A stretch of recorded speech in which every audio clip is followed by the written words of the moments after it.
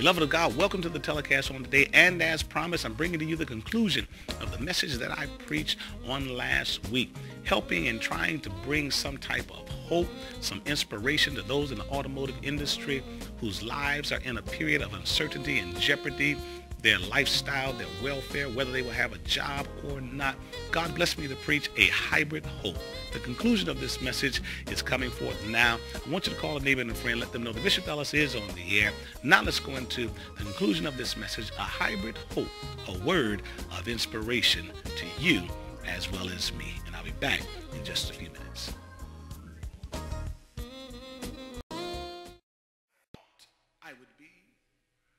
I was never a young boy or a kid that shifted and transitioned from wanting to be a fireman to a police, wanting to be an attorney or an accountant or a teacher or a doctor or a lawyer or a preacher.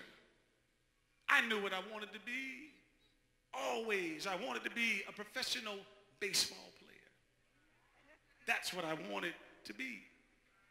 Back in the 60s, Willie Horton was our hero. And I can remember early on in life trying to take the steps of playing baseball and achieving that goal and that desire.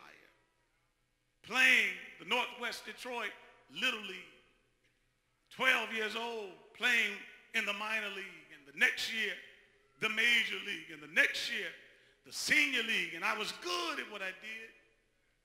Made the various all-star teams of those leagues. Playing at Mumford High School and even 2 years at Wayne State University. And I can remember vividly one time I had an elusive dream. I jumped over the farm league and the minor league and was in the major leagues. I was playing at Tiger Stadium. My dream was so real. I was dreaming and in a deep sleep. It was the World Series. It was the 7th game. We were down by 3 runs. It was the 9th inning with 2 outs. The bases were loaded, and I was up at bat. It was a great dream. And I came up to the plate in my dream. And I took my bat, and I knocked the dirt out of my cleats, and I dug in at the plate and had my Willie Horton batting stance. And 50,000 people were hollering my name. They were saying, Chucky, Chucky, he's our man. If he can't do it, nobody can. And I was taking my practice swings. And the pitcher wind up, and he threw the ball. And just before I swung, I woke up, only to realize that the 50,000 people was my mama saying, Chucky, this is the last time I'm going to tell you to get up and get ready for school.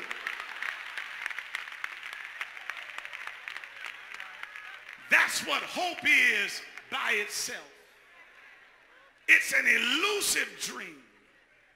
Just when you think you got something, it slips out of your hands.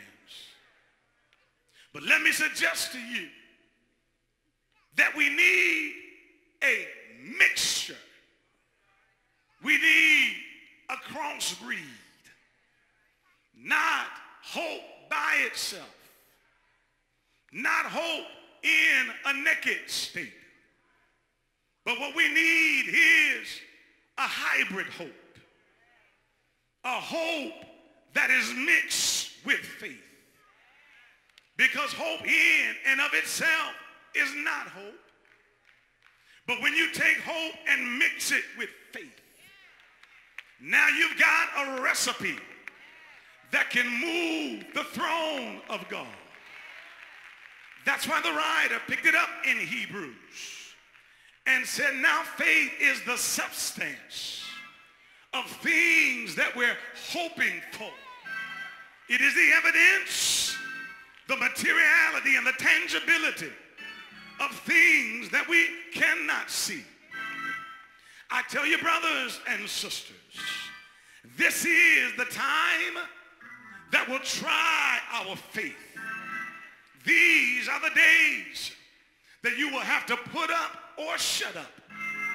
These are the days that we must have faith in God and believe that God will have the last say.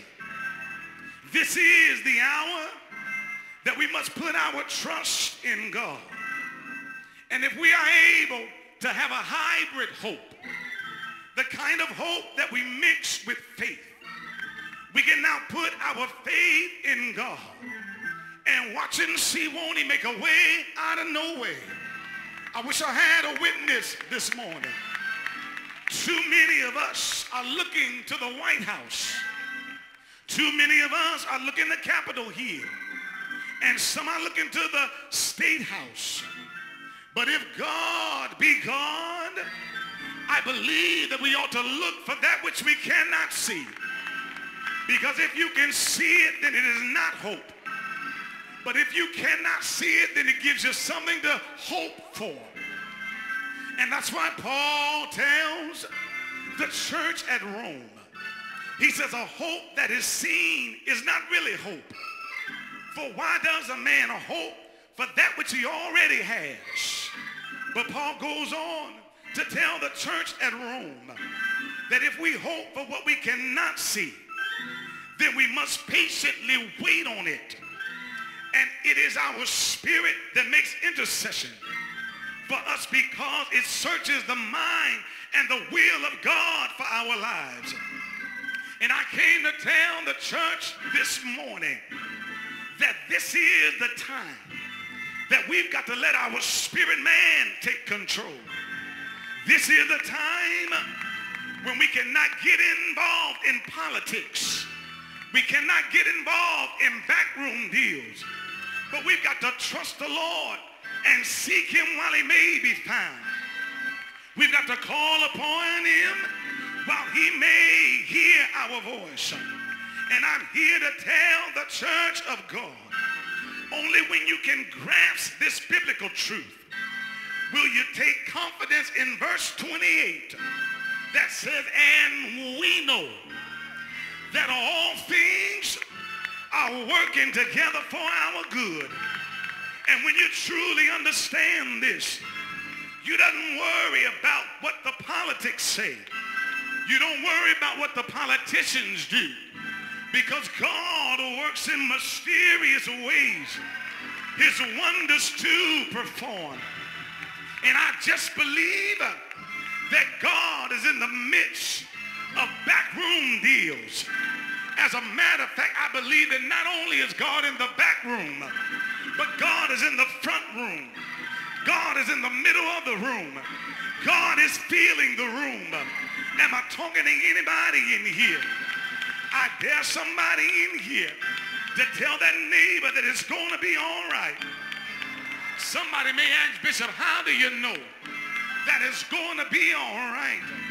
I know this because I know that God is in control. I know that God sees and God hears. I know that God is omnipresent, which means he fills all spaces.